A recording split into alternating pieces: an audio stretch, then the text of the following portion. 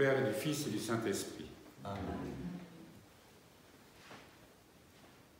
Dans ce nouveau chapitre de ce petit livre que nous lisons en ce moment, relisons « Recherche la paix, poursuis-la » du Père Jacques Philippe. Une des plus belles expressions dans la Bible de l'abandon confiant entre les mains de Dieu. Et le psaume 23. « Le Seigneur est mon berger, je ne manque de rien. Sur les prés d'herbes tendres, il me fait reposer. Il restaure mon âme. Par de bons sentiers, il me guide à cause de son nom. Passerai-je un ravin de ténèbres, je ne crains aucun mal, car tu es avec moi. Ton bâton, ta houlette, voilà mon réconfort. Devant moi, tu dresses une table face à mes adversaires. Tu parfumes d'huile ma tête, ma coupe déborde. Oui, bonheur et fidélité m'accompagnent tous les jours de ma vie. J'habiterai la maison du Seigneur pour la longueur des jours. Nous voudrions revenir quelques instants sur cette affirmation de l'Écriture, surprenante finalement que Dieu ne nous laisse manquer de rien. Nous lisons ce psaume fréquemment, nous le chantons même,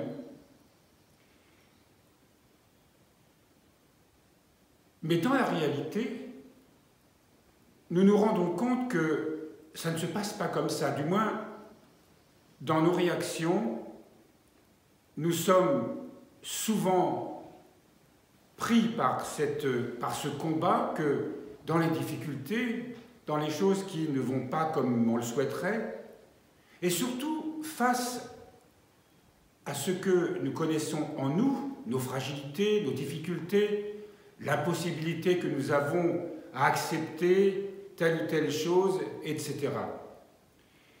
Et il est difficile à ce moment-là d'avoir la certitude qu'il ne nous manquera de rien. Le Seigneur est mon berger, je ne manque de rien. Ce psaume nous donne l'assurance pourtant que, quelles que soient les circonstances de ma vie, quelles que soient mes fragilités, quelles que soient mes pauvretés, mes réactions,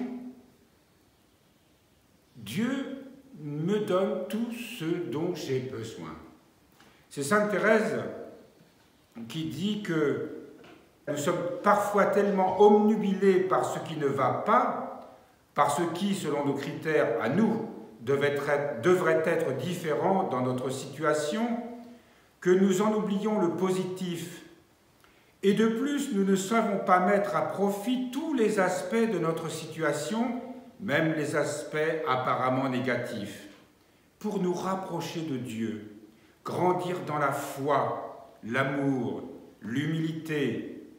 Ce qui nous manque, c'est surtout cette conviction que l'amour de Dieu tire profit de tout, du bien comme du mal qu'il trouve en moi, nous dit Sainte Thérèse.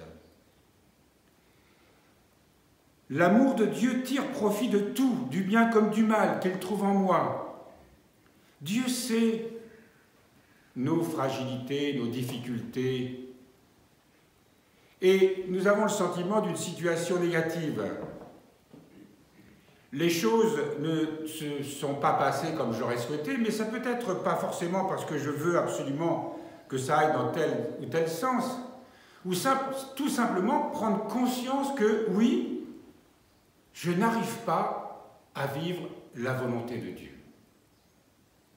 Oui, je n'arrive pas à accepter telle ou telle confrontation avec un frère, une sœur, une situation. Oui, je découvre que malgré mes prières, malgré ma bonne volonté, eh bien, je me laisse emporter encore et encore, toujours vers les mêmes réactions qui me font souffrir et j'ai le sentiment que je n'y parviendrai jamais.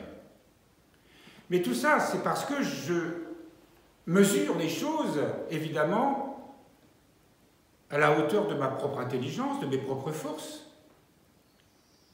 Et la vie spirituelle, la vie en Christ, c'est justement avoir conscience de ce que je ne peux pas, de ce que je ne sais pas. Évidemment, d'un certain point de vue, c'est décourageant parce que on aimerait bien pouvoir comprendre, on aimerait bien pouvoir faire.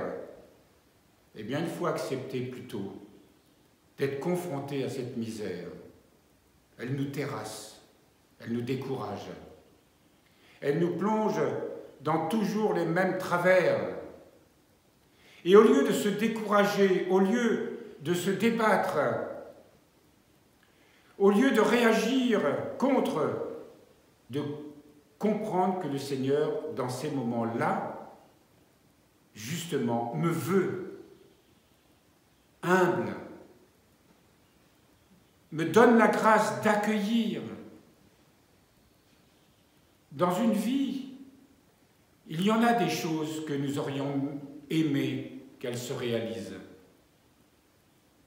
Il y a aussi énormément de choses que nous ne parvenons pas à accepter, que nous ne parvenons pas à vivre. Est-ce que justement la grâce de Dieu n'est pas, puisqu'il nous dit, comme ce psaume nous l'indique, que nous ne manquerons de rien. Il nous donnera absolument tout ce dont nous avons besoin. C'est notre angoisse qui nous empêche d'ouvrir notre cœur. C'est aussi notre difficulté à accepter la croix. Qu'est-ce que ça veut dire accepter la croix? Accepter l'inconfort de ne pas comprendre. Accepter cette petite souffrance intérieure qui, lorsque nous sommes face à nos pauvretés et que nous avons tellement de difficultés à accepter, on aimerait que tout se passe bien, que tout soit toujours harmonieux, comme on dit. Mais ce n'est pas le cas. Et si ce n'est pas le cas, si nous traversons ces difficultés, eh bien c'est que nous devons les vivre. Et nous devons apprendre à nous ouvrir dans ces difficultés-là, dans ces pauvretés, dans ce que nous ne savons pas, nous ne pouvons pas. Laisser venir la grâce de Dieu. Et c'est dans cette patience, dans cette persévérance que nous donne la foi. La foi nous donne confiance. C'est elle qui nous aide à nous relever, à continuer notre chemin, à ne pas encore savoir où, quand sera la solution, où, quand sera la délivrance. Mais elle nous donne surtout cette certitude que Dieu me donnera exactement ce dont j'ai besoin. Vous savez, cette parole de Léon Bloy que nous avons évoquée ces derniers temps. Nous demandons à Dieu ce qui nous plaît, mais lui, il nous donne ce qu'il nous faut. Lui sait exactement ce dont nous avons besoin. Et c'est très difficile pour nous, ce que nous avons à apprendre, c'est à nous désarmer sans cesse. Dans toutes les situations de la vie, quelles qu'elles soient, si nous avons des décisions à prendre, si nous avons des discernements à avoir, il nous donnera toujours ce dont nous avons besoin. Et cette conscience que nous avons de nos difficultés, face à nous-mêmes. Souvent, l'Esprit Saint nous éclaire, nous savons ce que nous devrions faire, mais nous ne pouvons pas le faire. Comment aimer un frère, une sœur, un prochain, qui est pour moi source de difficulté, source de souffrance? Je ne peux pas. Parce que ce n'est pas dans notre nature humaine. Ça ne fonctionne pas comme ça. Et pourtant, Dieu nous donne la grâce de pouvoir, peu à peu, me désarmer face à lui ou face à elle. Mais face aux circonstances aussi qui me plongent dans l'épreuve. Et d'entrer peu à peu dans le mystère de l'amour. Ce que nous avons à demander, Seigneur, c'est « Donne-moi la force de vivre cet instant difficile. » Donne-moi la force d'accepter, jour après jour, semaine après semaine, mois après mois, année après année s'il le faut,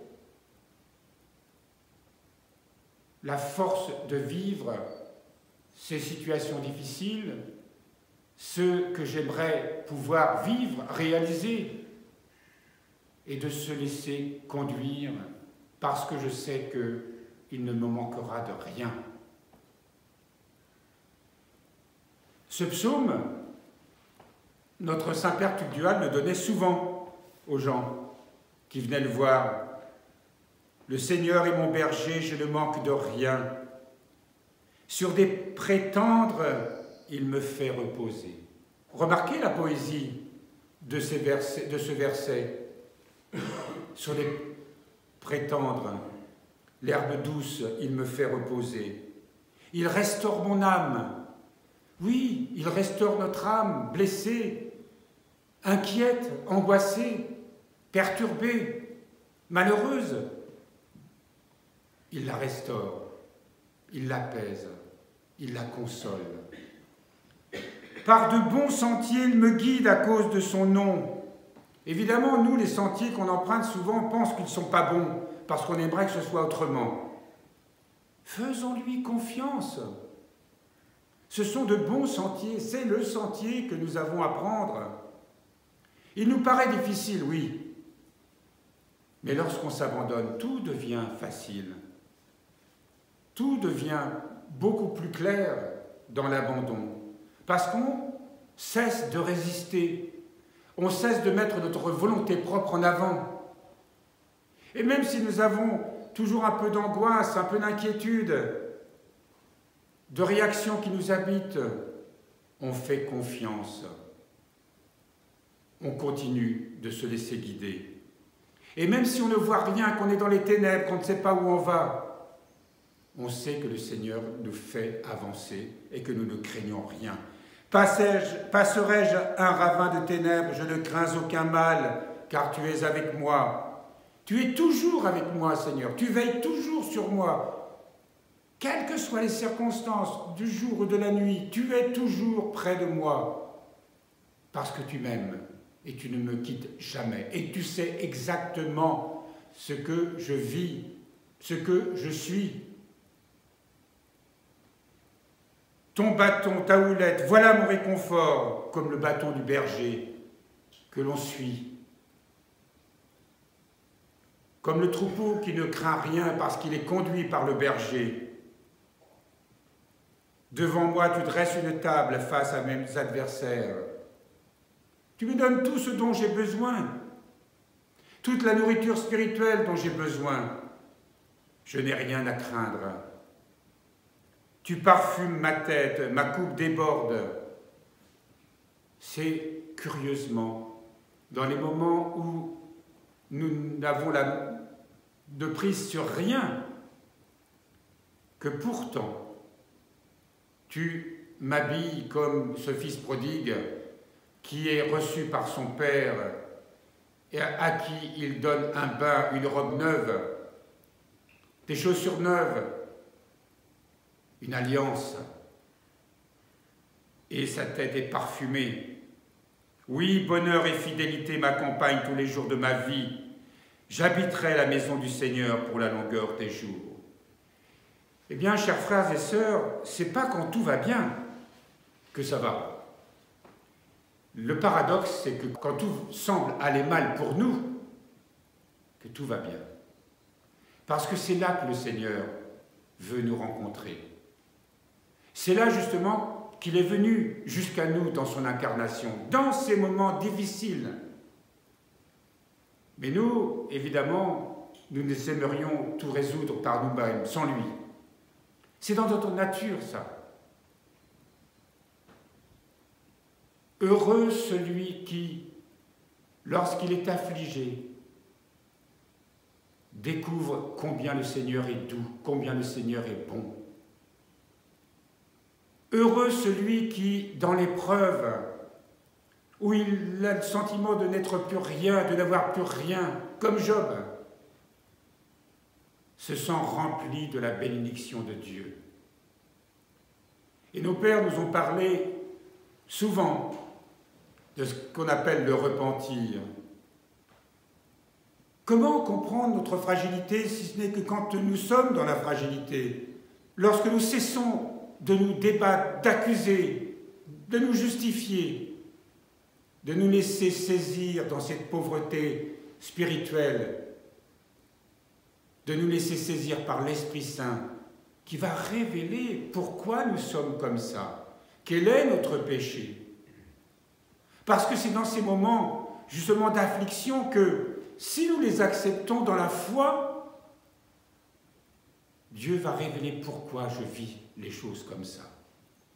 Et il va m'éclairer. Et mon péché va m'apparaître. Et lorsqu'il apparaîtra à notre conscience, il tirera de notre cœur des larmes. Parce que nous aurons conscience à ce moment-là, en nous, de ce qui fait obstacle à son amour, si doux, si pur, si tendre, si grand, si miséricordieux. Et nous serons à ce moment-là dans cette intelligence qui nous montre la vérité, qui efface en nous les illusions. Et nous découvrons que tout ce que nous avons vécu était juste et bon, et que si Dieu l'a permis, c'est que cela a été absolument nécessaire pour soi. Oui, ce psaume est juste et vrai. Le Seigneur est mon berger, je ne manque de rien, je ne manquerai de rien, quelles que soient les circonstances de ma vie. Et quel que soit mon état, quelle que soit ma pauvreté, je ne manquerai de rien.